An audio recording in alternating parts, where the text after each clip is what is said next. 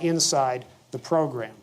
You have No Dinh Diem's personal and political flaws that are crippling, ultimately, to the program. I think Tom makes some excellent observations here about the pitfalls of dealing with the Diem regime.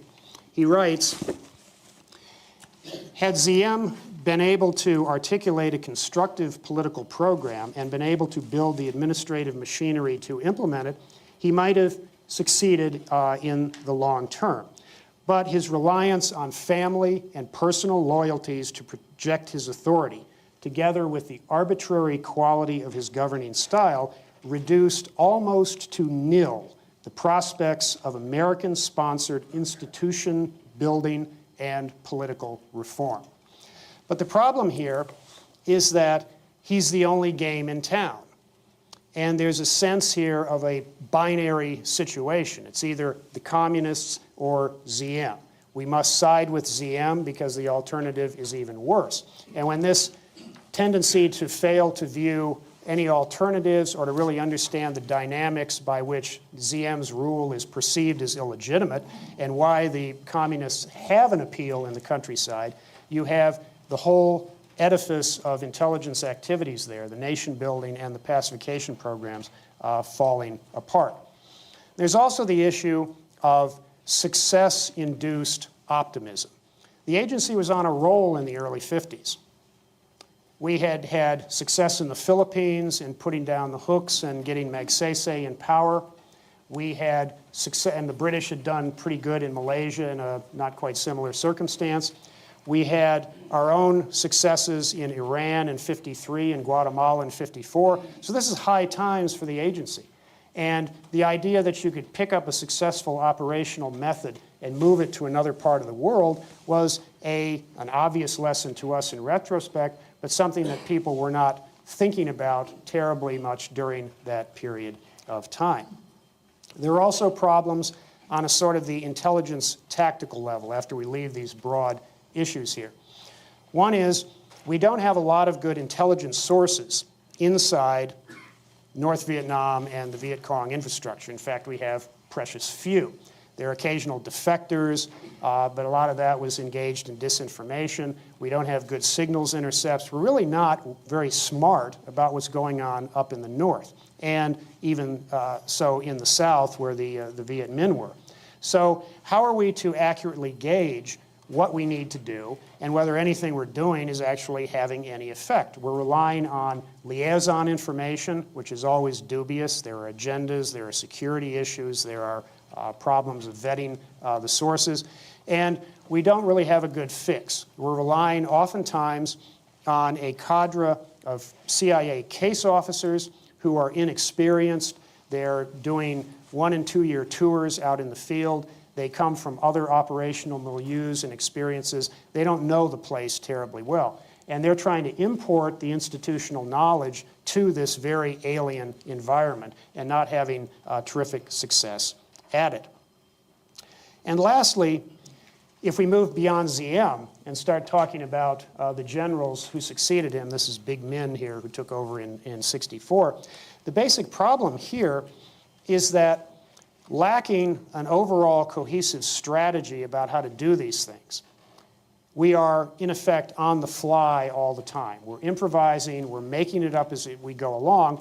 Now, this was one of the things that the agency was pretty good at, was putting out fires and coming up with quick fixes. It was one of our skills that we developed and brought to us from the old OSS days.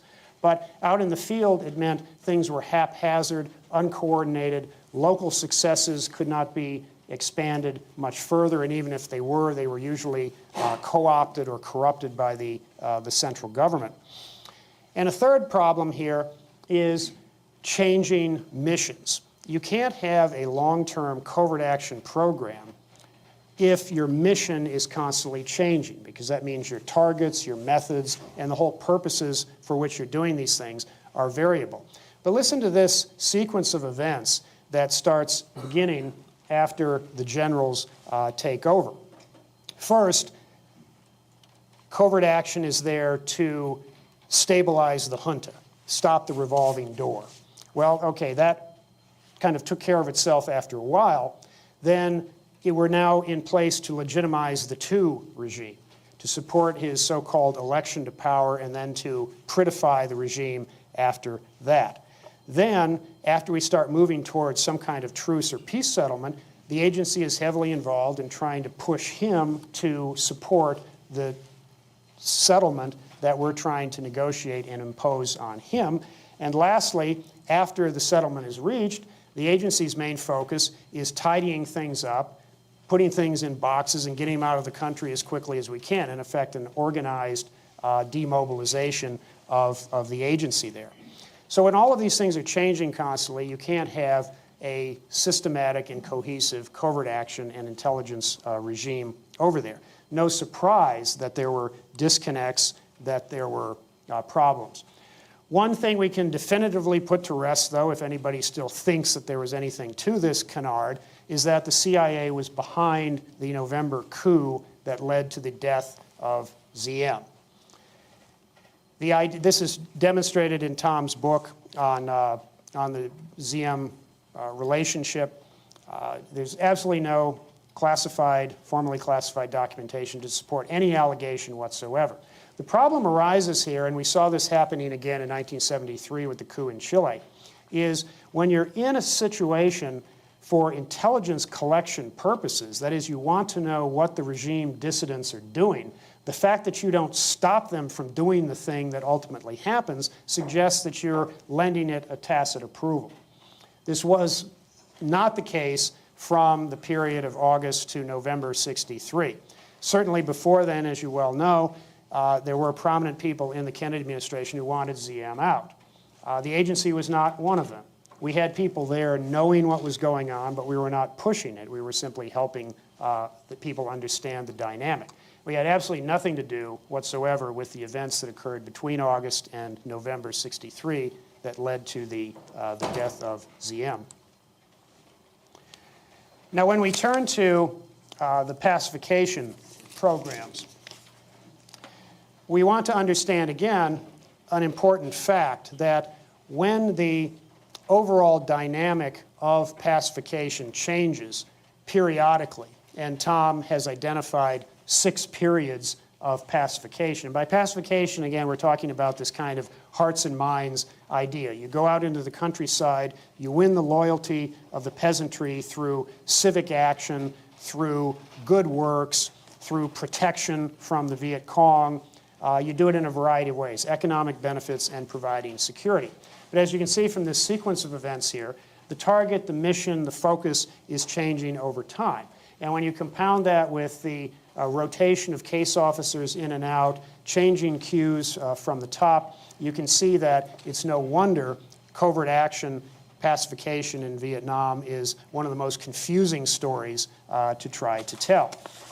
And it too, as we mentioned with the nation building, is founded on some basic misconceptions.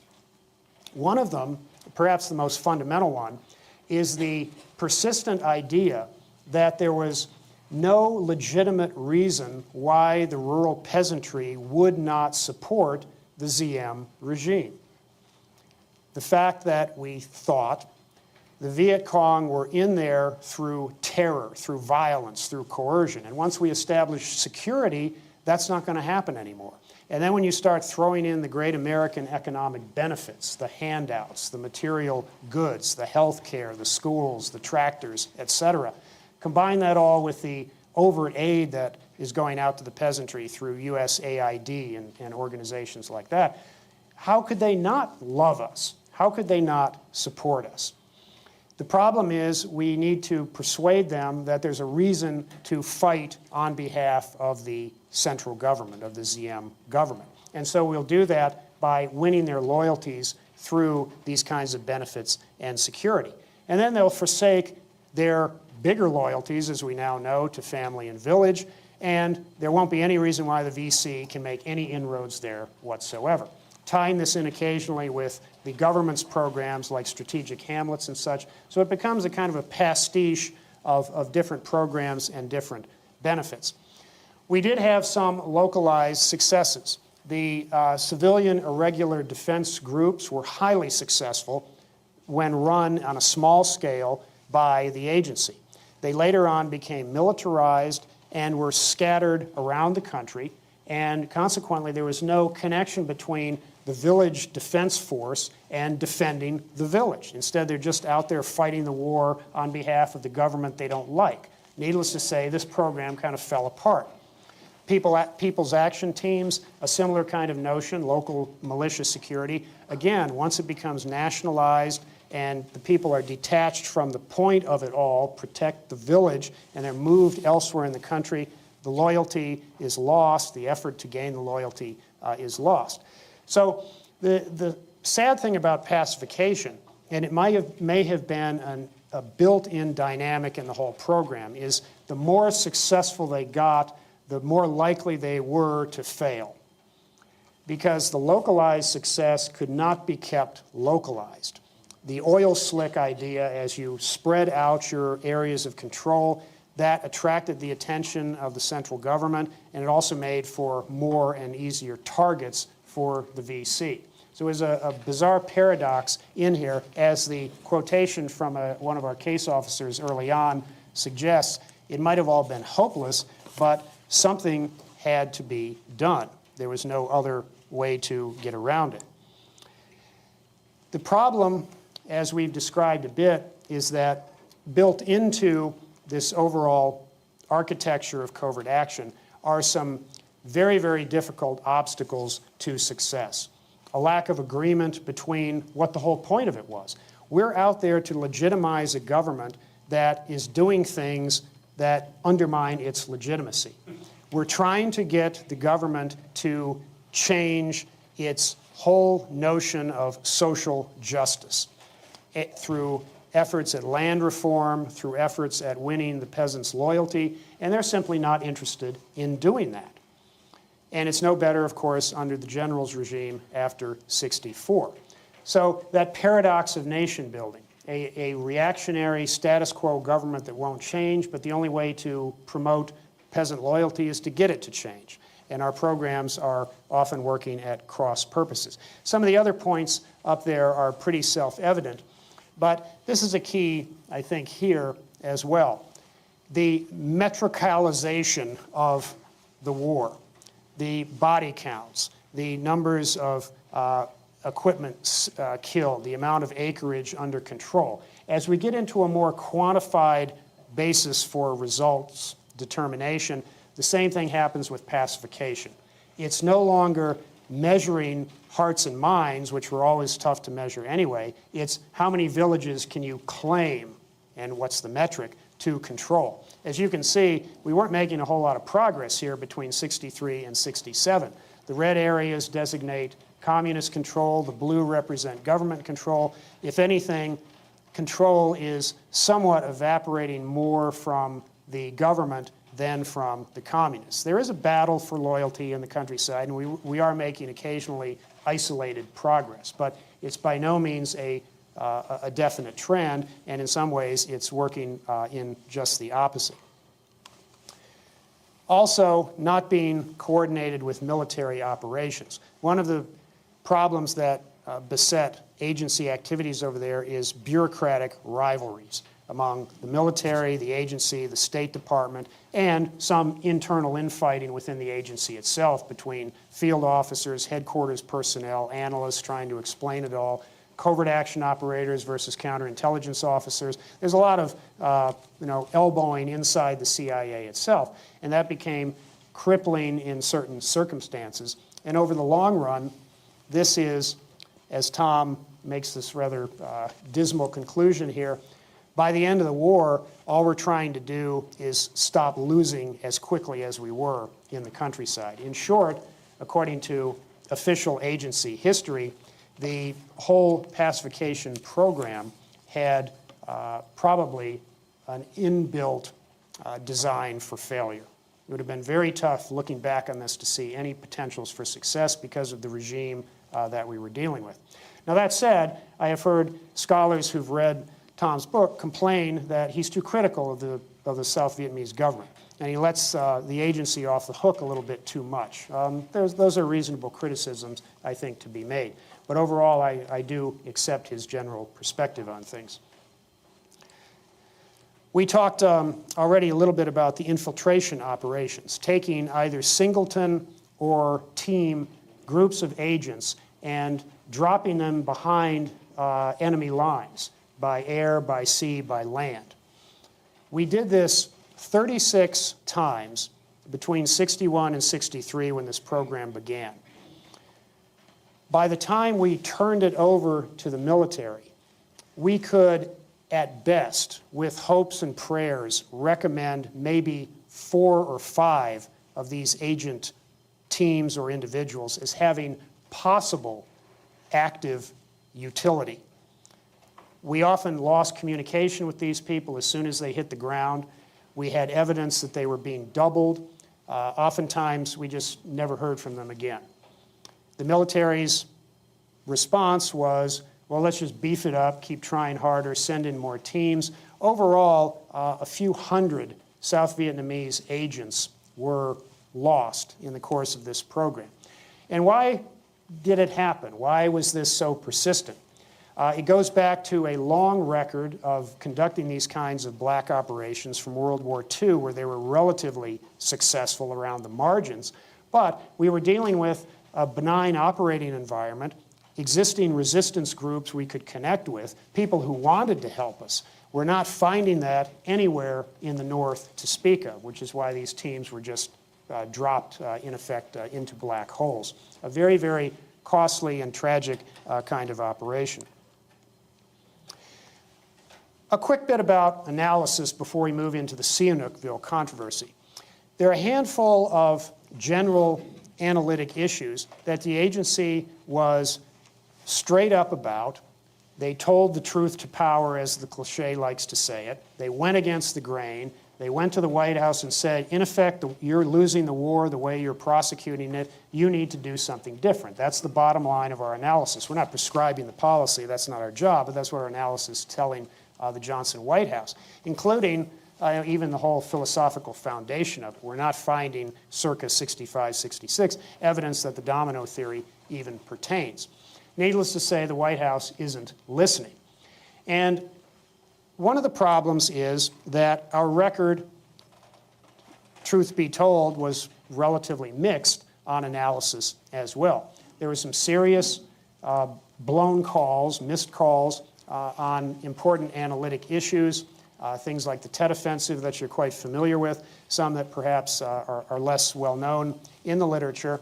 And the one I'd like to focus on a little bit, because it provides a very good case study for how to think about these issues, is the Sihanoukville controversy.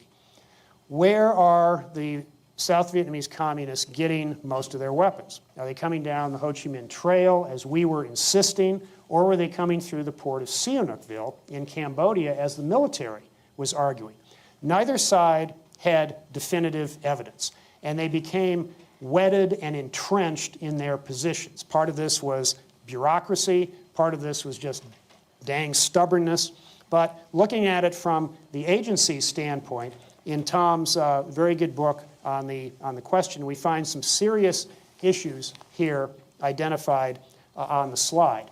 And analysts at the agency learn from these kinds of studies all the time. We use books like Tom's in our training classes for analysts, just as we use some of these books in training for our field operators. The idea that lacking solid evidence, you come up with models or interpretations, or you look at things in the rational actor mode. Well, if I were them, I'd do it this way, so it must be happening, right? You look for sketchy evidence and build architecture around that. And pretty soon, the whole thing collapses like a house of cards, because we don't have the definitive evidence until the late 60s, when we start getting better sources inside Cambodia who are telling us really what's going on. And the key source doesn't come out until 1970. We get a warehouse man in Sihanoukville who in effect gives us the record books. And there it is. Proof positive, we were wrong. CIA was wrong on this call. The military was right. Do we get any credit in the Nixon White House for fessing up and saying, sorry, Mr. I can't stand the CIA president, we were wrong. But here's the proof, and go with it. This became a political disaster for the CIA because we got no credit for finally getting that good source inside Cambodia. Instead, what about Sihanoukville was a quote, was a question that Nixon regularly posed in NSC meetings. When we would come there with analysis that went against what he was thinking, he'd say, why should I believe you? What about Sihanoukville? And political implications, this is when our relationship with the White House really started to go down the tubes. Nixon came in with all sorts of predilections against CIA, social snobbery, crypto-liberalism, soft on the commies, all of this. That's what he thought about us when he came in. He used to think that we had helped him lose the election in 1960 by secretly giving information to JFK that he could use in the debates, and Nixon couldn't respond to it properly. Well, that never happened, but he took these resentments with him into the White House. And this was just another nail in the agency's coffin as far as he was concerned. Tom is also very good in describing the analytic techniques that were used. Now, I will say, when you look at this book, you will find it, I'm sorry to say, heavily redacted in a lot of areas, just blank page after blank page. I was quite upset about this when I saw what our people had done to it. They, I think, misinterpreted the idea of protecting sources and methods to taking out anything having to do with the way analysts do their work. They'll leave the conclusions in, they'll talk about the evidence, but you know, the black box inside the skull, they decided they didn't want to talk about. I regret that. But there's enough of the story left that I think you can learn quite a bit from it. A not terribly well-known analytic controversy that had major impact for our stature here. This is a good story, however. And maybe that's why Tom just couldn't stop writing about it. But it's the biggest one of the whole series. The covert action in Laos, we've heard about it referred to here and there, the cork in the bottle, the thing that bothered Eisenhower much more when he handed the baton to Kennedy than Vietnam. It's a fascinating tale about how to run a successful long-term paramilitary program using a proxy army that you, in effect, buy and pay for and help supply. Our biggest covert action program until Afghanistan in '79 to the late '80s, and very effective in doing what it was intended to do in Laos, which is keep it neutral. We are here because the military cannot be after '62 with the Geneva Agreement. Foreign forces will be removed from Laos. Well, the communists didn't quite hear that and didn't abide by it. They stayed. What are we going to do? We support the Hmong, the Mayo, as a proxy army, along with some other tribes here and there, depending on where you were in the country. This worked. We kept the country out of the communists' hands, and as the Vietnam War ramps up, this becomes a kind of a sideshow to interdict supplies on the trail, to do road watching operations. It becomes an important place to kind of get an angle on what the communists are doing in the South.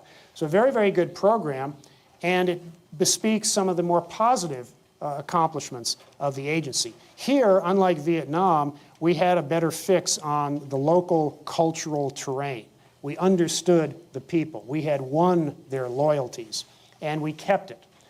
It was an effectively administered program, good tradecraft, a good case study in how to do it right. And one of the most interesting tales about it, already known courtesy of William O'Leary, but a little bit extra comes out through the recent declassification, is the role of Air America in Laos. And we'll turn to that for a little bit. For those of you who aren't familiar with Air America, this was the CIA's aviation proprietary company, a secret company, a front company, if you want to call it that we assumed control of. It was originally called Civil Air Transport, which was a spin-off from the retirees from Claire Chennault's Flying Tigers, who decided to stay over there and set up their own aviation activity. That started in '49. Civil Air Transport does some very important things for intelligence purposes, including helping drop relief supplies into Dien Bien Phu. During the 6 weeks before Dien Bien Phu fell, Civil Air Transport flew almost 700 supply missions, airdropping materiel, as is shown in this painting here. The pilot of this aircraft, James McGovern, nicknamed Earthquake Magoon, was shot down during this particular mission. This is a painting that appears in CIA headquarters. Overall, Civil Air Transport was indispensable to the prosecution of the Laotian covert action. And you should know that in the course of Civil Air Transport's existence, it ceased in 1975, 240 Air America pilots and crewmen were killed.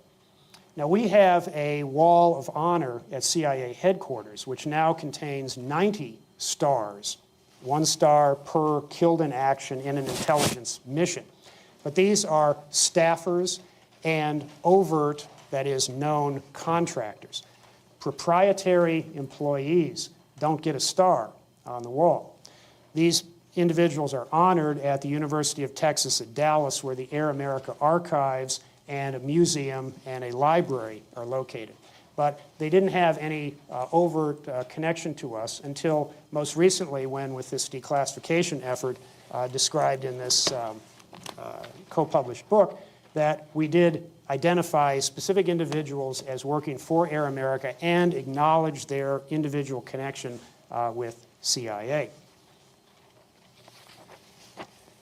Another thing that we can now acknowledge is the involvement in Air America with search and rescue missions in South Vietnam and Laos. Oftentimes, pilots would ditch in Laos and they had to be rescued. More often, they, of course, ditched in hostile territory in Vietnam. The military didn't have initially search and rescue capability. Air America did this, in effect, voluntarily. They were not ordered to do it. They signed on to do it. It was what's referred to as the Airman's Bond, the community of aviators helping out one another. And during this 1-year period, almost 24 of those missions are flown. After that, nobody's keeping track of them. All we know is that dozens and dozens of downed U.S. aviators were rescued through Air America, flying either helos or short takeoff and landing aircraft. And you saw a couple of those in the previous slide. We can also now talk about Air America's involvement in some heroics at Lima Site 85, which was a forward air navigation post way up in northern Laos, about 120 miles away from Hanoi. This was used for forward air traffic control for bombing missions into the north. There were 16 U.S. Air Force technicians stationed there, undercover as Lockheed Aircraft Corporation employees. And they were the ones running this little tiny primitive-looking listening post on top of a 5,600-foot tall mountain right there in the cusp of enemy territory. And they're there doing their business to help the pilots. What year is this? What year? This is throughout the 1960s. Okay. And the activity at Lima 85, or Site 85 that I'm going to talk about, starts in 66 to 68 when the North Vietnamese start going after it to try to take it out of business because they're realizing something's going on up there. Starting in 66, well, let's just start the story, they begin shelling it, shooting at it, mortaring it, and during one of these very interesting episodes, you have, as far as I know, the only instance in aviation history in which a helicopter shot down a fixed-wing aircraft. In fact, it did it twice. This is an Air America helicopter flying reconnaissance and relief to Site 85. The North Vietnamese are flying these slow bi-wing aircraft to strafe and drop, literally just drop artillery shells onto the site. The helicopter happens to be there. The co-pilot sticks an AK-47 out the window, out the door, and shoots down both of these slow-moving fixed-wing aircraft. It's the only time I'm aware that this ever happened in aviation history. A couple years later, in 1968, at Site 85, the communists become determined to close this down. And so they not only begin their usual shelling, but they also start climbing up the mountain. And so Air America is called in to rescue these individuals because it's pretty clear this is going to get closed down. So we have helicopters there picking up some of the Air Force technicians. Regrettably, 10 of them are still missing in action to this day. We only were able to rescue 4 at the time. One of them was in the helicopter, was shot by ground fire, and died later. So we were only able to pull out 3 of them. 2 of our paramilitary officers tried to scale up. They were based over here, and they went down because a couple of the technicians were hiding out on the mountainside here, hoping to avoid what was going on up top, because the communists were coming in from over here and were scaling up in various hidden places. So they were hiding out over here in the rocks. A couple of our PM officers go out there and try to rescue them. They wind up getting caught under fire, and in turn are rescued out by an Air America helicopter. Previously, we couldn't talk about the agency connection with any of this, but it's now officially acknowledged. And at the end, Air America is playing an important role, not flying the A-12, but let me get us back here. There we go. About 1,000 rescue missions are being flown by Air America during the evacuation of Saigon. An estimated 41,000 evacuees are brought out of Saigon and environs through Air America operations during the drawdown in the latter months. And in the very last days or so, about 1,000 valued Vietnamese and others are taken out on the very last day. 1,000 are rescued through Air America, flying the STOLs and helicopters out to aircraft carriers offshore. And the most famous photograph of the evacuation, the so-called, and you'll still see this in books that ought to know better, the U.S. military aircraft on the roof of the U.S. Embassy taking people out. The famous one that you've seen with people scurrying up the ladder and the individual holding out his hand to pull them on board. Take that photograph, turn it sideways, and here's what you see. First, it's the Pittman apartment building in Saigon, which was one of a number of prearranged evacuation points. So this is not serendipitous, this is deliberate. Second, look at the tail of a helicopter. It's an Air America helicopter doing this.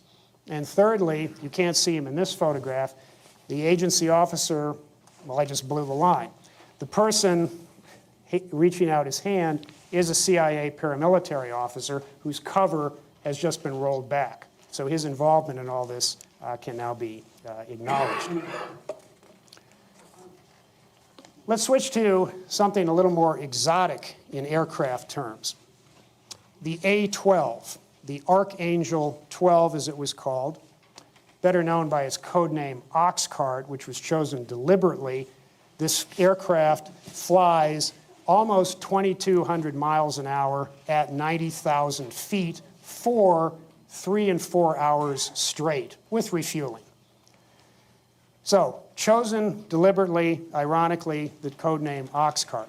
This was designed to be the successor of the U-2, and it came into design phase in the late 50s when we were expecting the U-2 program would eventually have to be ended because eventually the Soviets would shoot down one. Well, they did in 1960, but by then we didn't have an aviation replacement for it. We had the satellites soon coming online, but we were still pursuing the possibility of using such an aircraft for reconnaissance missions. By the time it's operational in 65, 66, obviously we're not going to overfly the Soviet Union. There's no real good place to use it except in East Asia, and most specifically in Southeast Asia. So a couple of years ago, when I was working on the book that came out of this particular project, we also got a lot of stuff declassified. I'm going to show you a few pages of the thousands that were there. This is a mission log of all the flights of the A-12 that was flown. It only lasted for 1 year, May 67 to 68.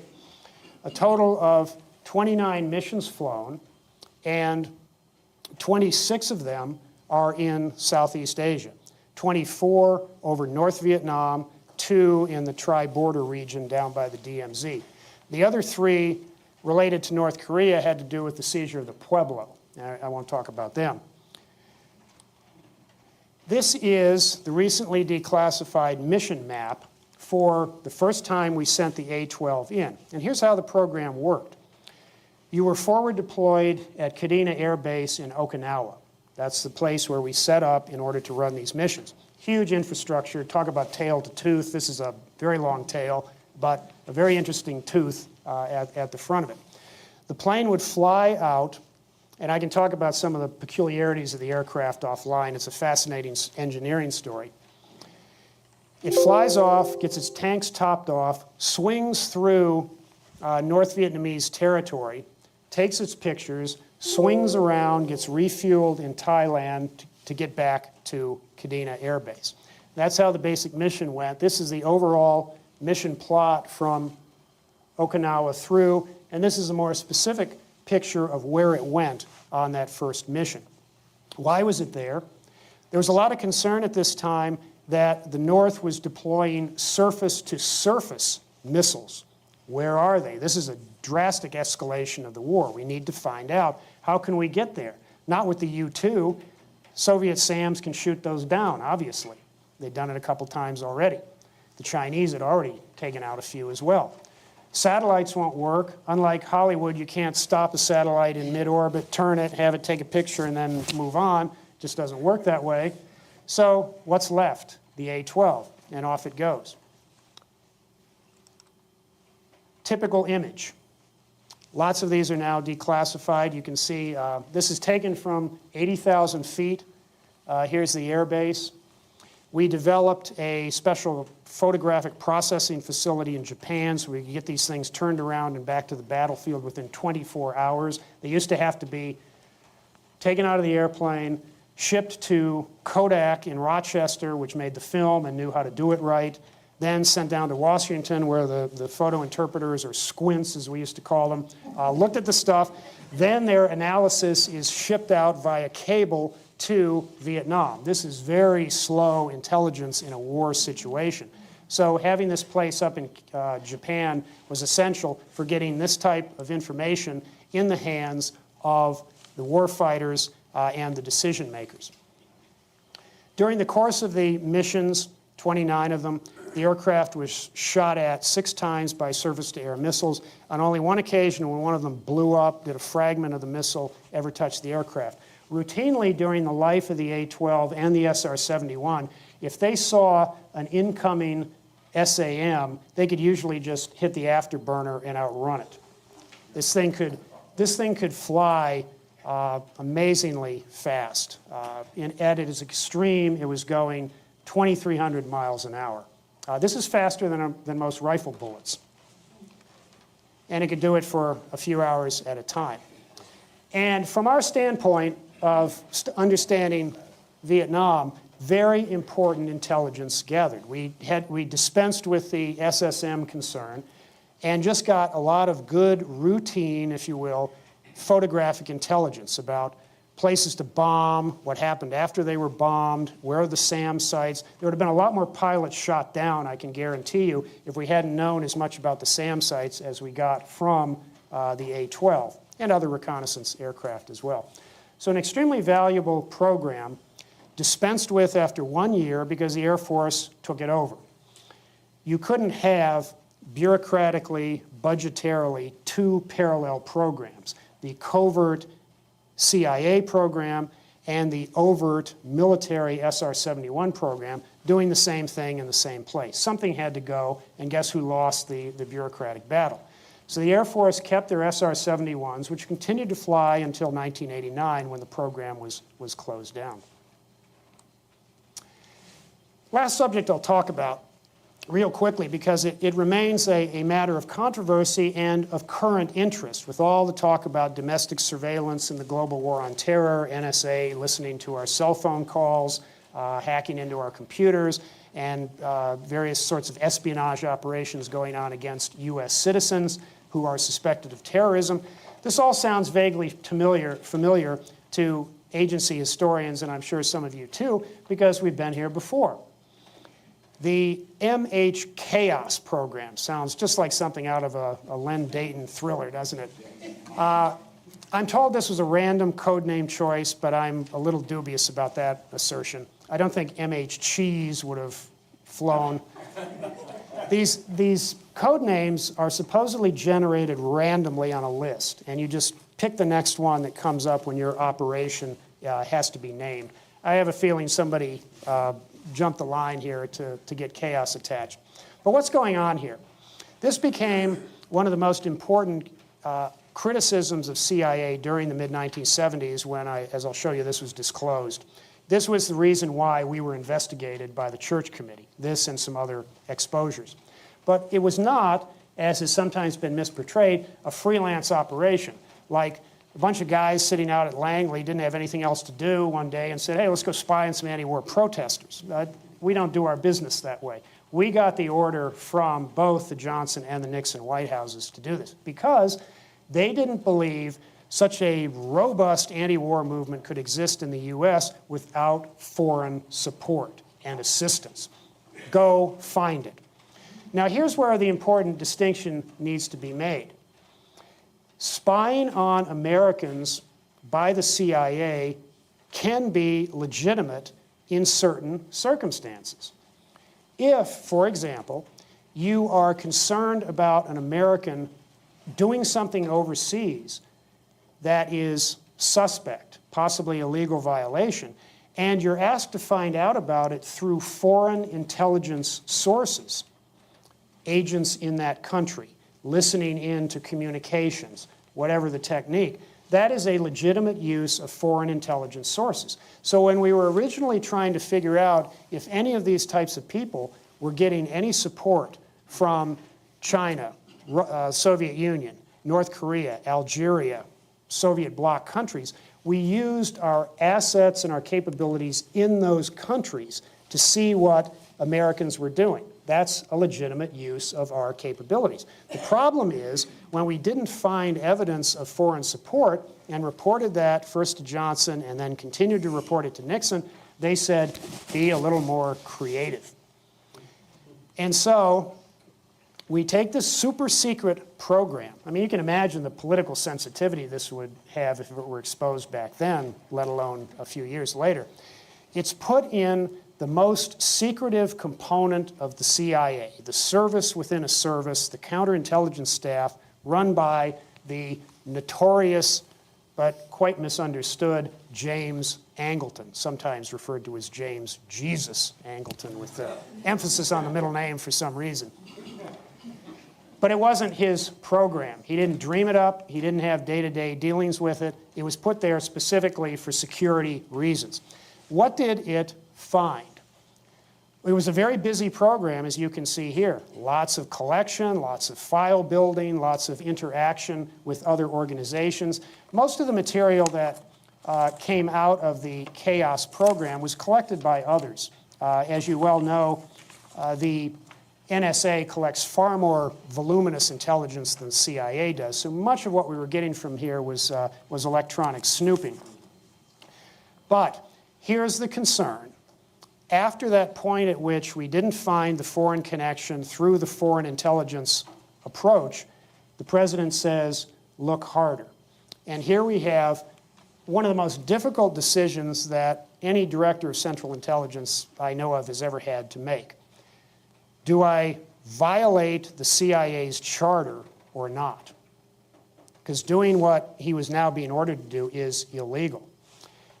Helms's rationale was, first, I'm not going to go rat to the press. I'm not that type of person. And I'm probably not going to go tell the congressional oversight committees because it's going to leak out anyway. So what is my worst of all, best of all bad alternatives? Keep it under my control.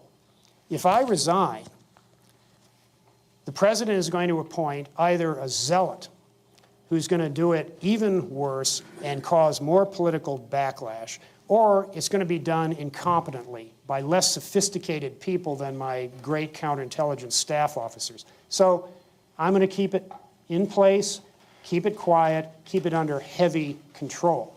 And that's where it lay until 1973, when Helms's successor, James Schlesinger, closed the program down.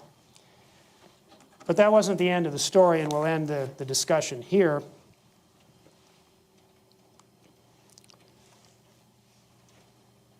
We did find some contacts, but we did not find any kind of clear evidence of foreign support, manipulation, the worst case for the anti-war movement. Instead, it was just kind of political rhetoric and that kind of support.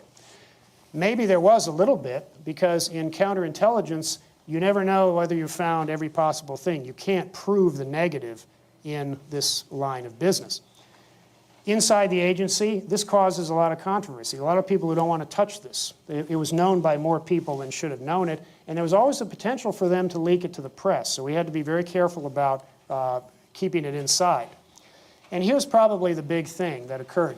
When Seymour Hersh got onto this story through, we think, congressional leaks of some sort, but it's not definitive yet, he decided to publicize it. Director Colby knew he was going to, invites him into the White House to set the record straight, to get his facts right.